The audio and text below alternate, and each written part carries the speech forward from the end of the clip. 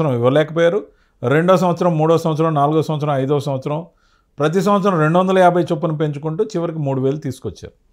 కానీ తెలుగుదేశం, జనసేన, బీజేపీ కూటమి పాలనలో మొదటి రోజునే 3000ది 4000 అవడంతో పాటు ఆ గ్యాప్ అమౌంట్ కూడా ఇచ్చారు. చాలా పెద్ద సాహసం ఇది. మాట చెప్పినంత మాత్రాన వెంటనే డెలివరీ చేయాలంటే ఈరోజు కూడా తెలంగాణలో మీరు చూడండి ఇంకా 4000 పెన్షన్ రావడంలా. ఇప్పుడు కేవలం ఆంధ్రాలోనే వస్తుంది. గతంలో 4000 పెన్షన్ ఇస్తా అని చెప్పి కేసీఆర్ రెండోసారి అధికారంలోకి వచ్చినప్పుడు సంపూర్ణంగా 5 సంవత్సరాలు ఇవ్వాల. అది కూడా ఒక సెట్ బ్యాక్ కేసీఆర్ గారికి.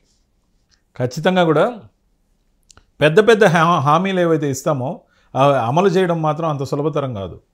మరి ఒక అజెండా రూపొందించుకొని మొన్నటి బడ్జెట్లో కూడా కొన్ని కేటాయింపులు సరిపోతాయని నేను అనను, కానీ చాలకపోయినా కొన్ని కేటాయింపులు అయితే జరిగాయి, ప్రయత్నం అయితే జరుగుతుంది. అంటే బీజేపీకి ఒక ఇన్ఎవిటబుల్ సిచ్యుయేషన్ ఎదురైంది. బీజేపీ సెంటర్లో ఉన్న ప్రభుత్వం it's banking upon Chandrababu Naidu గారు అండ్ నితీష్ కుమార్ గారు. ఆ అనివార్యత వల్ల ఇస్తున్నారు, కానీ లేకపోతే బీజేపీ ఇది ఇచ్చే చెయ్యి కాదుగా. అట్లనే అనుకోవద్దు. ఇచ్చే చెయ్యి ఉంటే మరి 5 ఏళ్ల వైసీపీ పాలనలో ఎందుకు చేయలేకపోయింది?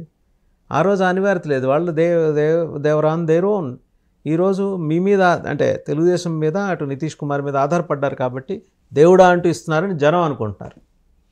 అట్లేం లేదు.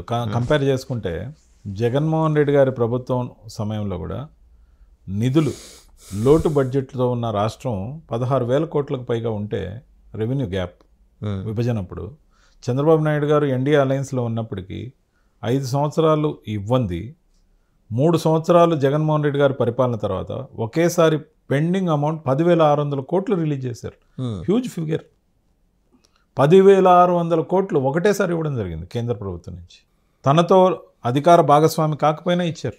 అదేవిధంగా పోలవరం నిధులు ఎక్కువ పెండింగ్ పెట్టకుండా ఎప్పటికప్పుడు అధికార భాగస్వామి కాకపోయినా నమ్మకస్తుడైన భాగస్వామి కదా ఆయన.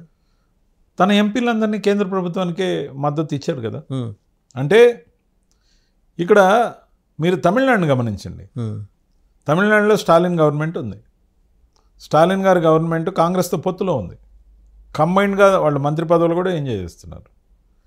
కానీ కేంద్ర ప్రభుత్వం దగ్గరికి వెళ్ళేటప్పుడు అవసరాల నిమిత్తం అవసరమైన బిల్లులకి అవుట్ సైడ్ సపోర్టో లేకపోతే వాకౌట్ చేసో ఏదైనా కానీ కేంద్ర ప్రభుత్వంతో ఘర్షణ లేకుండా తమ రాష్ట్రానికి కావాల్సినవి సాధించుకోవడమే వాళ్ళ ప్రాధాన్యత. అవును. అదే విధమైన లౌక్యాన్ని ఆంధ్రప్రదేశ్ ప్రభుత్వంలో ఎవరున్నా కూడా పాటించాలని నేను కోరుకుంటా. ఎందుకంటే ఒక ఆంధ్రప్రదేశ్ పౌరుడిగా ఆంధ్రప్రదేశ్కు మేలు జరగడమే అంతిమ లక్ష్యం.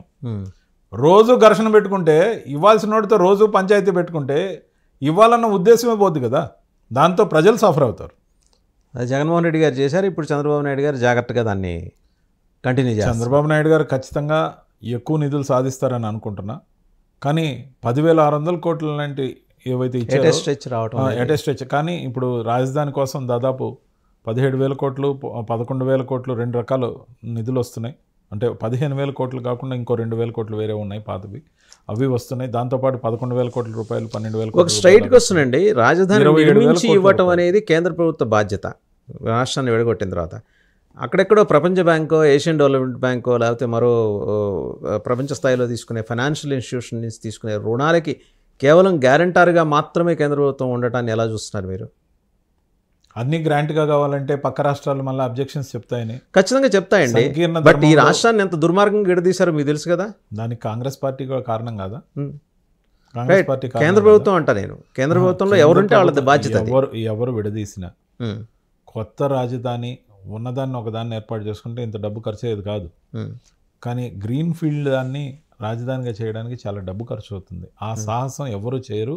చంద్రబాబు నాయుడు గారు మీరు గ్రీన్ ఫీల్డ్ ప్రస్తావన చేశారు కాబట్టి సంకల్పించారు. అది ఇప్పుడు కార్యరూపం దాలుస్తుంది. ఇది ఒక రియాలిటీ అనే కాదు. మీరు గ్రీన్ ఫీల్డ్ అనే ప్రస్తావన చేశారు కాబట్టి చెప్తున్నా. ఛత్తీస్గఢ్కి నవీ రాయ్పూర్ కట్టారు గ్రీన్ ఫీల్డ్ 1,500 ఎకరాల్లో. ఇంత సొమ్ము ఎక్కడ ఖర్చు అయింది అక్కడ? అదే చెప్తున్నా. మన డ్రీమ్ తగ్గట్టు కట్టాలంటే చాలా ఖర్చు అవుతుంది. వాళ్ళు డ్రీమ్స్కి తగ్గట్టే కట్టుకున్నారండి. అదే నేను చెప్తా. వాళ్ళు కొన్ని బిల్డింగ్లు కట్టారు, వీళ్ళు కొంత నగరాన్ని నిర్మించే కార్యక్రమంలో ఉన్నారు. అది కూడా Navi Raipur itself is a small city అండి. అది అద్భుతంగా నిర్మించారు వాళ్ళు కూడా. మీరు దానికి అడ్జసెంట్ చూడండి. ఇప్పుడు మీరు విజయవాడ, గుంటూరు ఉన్నాయి. అటు రెండింటి మధ్యలో కొత్తగా ఒక ఎస్టాబ్లిష్మెంట్ తెచ్చుంటే మొత్తం కలిసిపోయి ఉండేది. రాజధాని హైవే మీదే ఉండేది.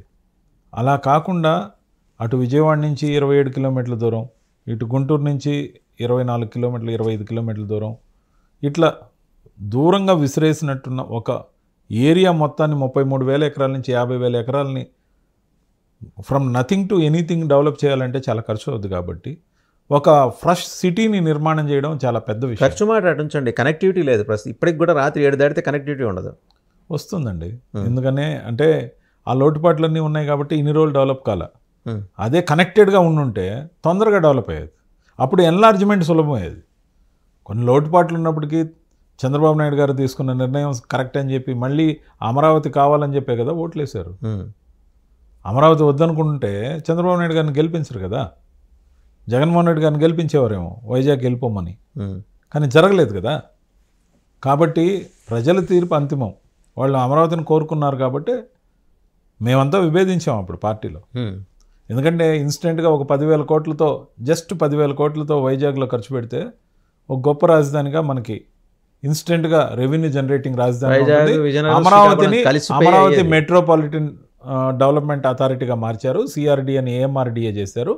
ఇప్పుడు భోగాపురం ఇంటర్నేషనల్ ఎయిర్పోర్ట్ రావడంతో ట్విన్ సిటీస్గా విజయనగరం విశాఖపట్నం కలిసిపోతున్నాయి. కాబట్టి ఒక మెగా సిటీగా రూపొందితే దాని మీద వచ్చే పోర్టు సిటీ, అందులో సీషోరు 1-2 పోర్టులు ఉన్నాయి. దాంతోపాటు అక్కడ శ్రీకాకుళంకి సంబంధించిన మూలపాడు పోర్ట్ వస్తుంది. సో విన్ సిచ్యువేషన్ ఏంటంటే ఉత్తరాంధ్ర మొత్తం సూపర్ ఏరియాగా తయారైపోయే అవకాశం ఉండడంతో పాటు రాజధాని అక్కడ ఉంటే అక్కడి నుంచి జనరేట్ చేసే ఇండస్ట్రీస్ రెవెన్యూ కానీ లేకపోతే ఉద్యోగాల కల్పన ద్వారా అనేక రకాల మౌలిక సదుపాయాల ద్వారా వచ్చేదాన్ని ఇక్కడ స్లోగా ఇన్వెస్ట్ చేసుకుంటూ ఇట్ మే టేక్ టైం. కానీ అమరావతి మెట్రోపాలిటన్ డెవలప్మెంట్ అథారిటీ చేయాలనే సంకల్పం అప్పుడు ప్రభుత్వం తీసుకుంది. కానీ జనం ఏం కోరుకున్నారు? అమరావతి మాత్రమే క్యాపిటల్గా ఉండాలని కోరుకున్నట్టు కనపడింది. కాబట్టి జనం అభిప్రాయం చూడాలి. అంటే ఇంకా జనసేనకు వచ్చి మీకు ట్రస్టెడ్ పార్ట్నర్ కదా ఇప్పుడు. అంటే ఒక రకంగా దక్షిణాది మోడీగా పవన్ కళ్యాణ్ని అభివర్ణిస్తూ నేషనల్ మీడియా రాస్తోంది, చూస్తోంది, చూపిస్తోంది. ఒక్కసారిగా ఆయన paradigm shift from Che Guevara to Sanatani. So కొంత అంటే మీ బీజేపీ ఆలోచన ఏంటంటే యాజ్ ఇట్ ఈజ్గా బీజేపీని ఆమోదించడానికి దక్షిణాది అంటే కర్ణాటక మినహా దక్షిణాది సిద్ధంగా లేదు కాబట్టి ఒక సౌత్ ఫేస్ కావాలి. అది మంచి సెలబ్రిటీ స్టేటస్ ఉండి మైకేల్ జాక్సన్ తర్వాత అంతటి పాపులారిటీ ఉన్న పవన్ కళ్యాణ్ ఎంచుకోవడం ద్వారా బీజేపీ ఎత్తుగడతోటి దక్షిణాదిలోకి చొచ్చుకొచ్చే ప్రయత్నం చేస్తుందా? దక్షిణాదిలోకి బీజేపీ కొత్తగా చొచ్చుకు రావట్లేదు. ఆల్రెడీ కర్ణాటకలో 1-2 సార్లు ప్రభుత్వం నడిపింది. కర్ణాటక మినహా అన్నానండి, అందుకని కర్ణాటక మినహా అన్నారు. కానీ కర్ణాటక అనేది సౌత్లోనే ఉంది కాబట్టి నేను మళ్ళీ దాన్ని రీఇటరేట్ చేశా. ఆంధ్రప్రదేశ్లో అంతకుముందు ఎన్డీఏ అలయన్స్ పార్ట్నర్గా అధికారంలో ఉంది. ఇకపోతే తమిళనాడులో ఏఐడిఎంకేతో పొత్తు కూడా నడిపింది గతంలో కూడా. ఎంత సక్సెస్ అయింది కాదు. ఈరోజు కేరళలో కూడా సభ్యత్వం ఉంది, పార్లమెంట్లో మంత్రి ఉన్నారు, సురేష్ గోపి గారు కేంద్ర మంత్రిగా ఉన్నారు. అంటే అసలు సభ్యుడే లేకుండా అయితే లేడు కదా. సో ఖచ్చితంగా వేళ్ళు ఉనుకుంటున్నాయి. ముఖ్యంగా నార్త్ సౌత్ అని చెప్పి వేరేగా చూడడంతో పాటు కొన్ని కారణాల వల్ల బీజేపీ పూర్తి సంకల్పం తీసుకోనందువల్ల మనం సౌత్లో పార్టీని ఎస్టాబ్లిష్ చేయాలి, చేసి తీరాలి అని సంకల్పించుకున్న రోజున బీజేపీని ఎవరు ఆపలేరు. ఇంకా సంకల్పించుకోలేదా? లేదు. ఎందుకంటే అలయన్స్ పార్టీని దాటి ఎదగాలని బీజేపీ అర్జెంటుగా ఆత్రపడదు. ఆ విధంగా వాళ్ళని దూరం చేసుకోవాలని కోరుకోదు. మీరు గమనించండి, శివసేనతో అలయన్స్ ఉన్నంత వరకు శివసేనని తోసేయాలని ఏ రోజు అనుకోలే. కాకపోతే శివసేన కన్నా సభ్యులు ఎక్కువ వచ్చినప్పుడు ముఖ్యమంత్రి పదవి మాకు ఇవ్వండి అని అడగడం కరెక్ట్. అదేవిధంగా అకాలీదళని ఏ రోజు కూడా బీజేపీ వద్దనుకోలే. మరి నితీష్ కుమార్ గారి కన్నా ఎక్కువ మంది సభ్యులు గెలిచినప్పటికీ మళ్ళీ నితీష్ కుమార్ గారికి మంత్రి పదవి ముఖ్యమంత్రి పదవి ఇచ్చారు. అంటే తెలుగుదేశం పార్టీతో అధికారంలో ఉన్నప్పుడు తెలుగుదేశాన్ని దాటి అర్జెంటుగా ఆంధ్రప్రదేశ్లో ఎదగాలని బీజేపీ ఈ రోజు కోరుకోలేదు. దాటి ఎదగక్కర్లేదు కానీ 18% నుంచి 0.8%కి దిగిపోవటం వెనక తెలుగుదేశం ఉందనే ఒక అభిప్రాయము, అనుమానము, వాస్తవం కూడా ఉన్నాయిగా. వాస్తవాలన్నీ బీజేపీ అధినాయకత్వానికి తెలియదంటారా? బీజేపీ ఖచ్చితంగా సంకల్పం తీసుకున్న రోజున బీజేపీకి ఉన్న శక్తి ఎంతటిదంటే భారతదేశం అంతా విస్తరించి ఉన్న పార్టీ, అద్భుతమైన అనేక విభాగాలు కలిగిన పార్టీ, రాత్రి పగులు అండర్ కార్పెట్ ఎంతైనా పనిచేయగలిగిన పార్టీ, పబ్లిక్లో నిలబడి మాట్లాడగలిగిన పార్టీ, దేశాన్ని రక్షిస్తున్న పార్టీ, ఈరోజు అక్షరాల 16 రాష్ట్రాలను నేరుగా సింగిల్గా బీజేపీ అధికారంలో ఉన్న పార్టీ. మరి అలయన్స్ పార్ట్నర్లతో కలిపి ఈ దేశంలో 22 రాష్ట్రాల్లో అధికారంలో ఉన్న పార్టీ. ఇంకోటి కూడా చెప్పాలి, బీజేపీని ఎవరు ఆపగలరండి? ఇంకోటి కూడా చెప్పాలి, బీజేపీ సంకల్పించుకున్న రోజున ఏ రాష్ట్రంలో అయినా బీజేపీ ఖచ్చితంగా అధికారంలోకి వస్తుంది.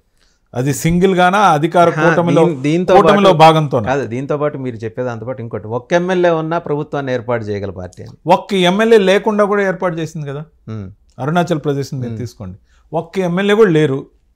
అది నార్త్ ఈస్టర్న్ స్టేట్. ఆ బార్డర్ స్టేట్లో మనకి విదేశాలతో విభేదాలు ఉన్నాయి. దేశ రక్షణ ముఖ్యం. ప్రీపోల్ పెట్టుబడులు పెట్టుబడులే బెటర్ అనే మార్కెట్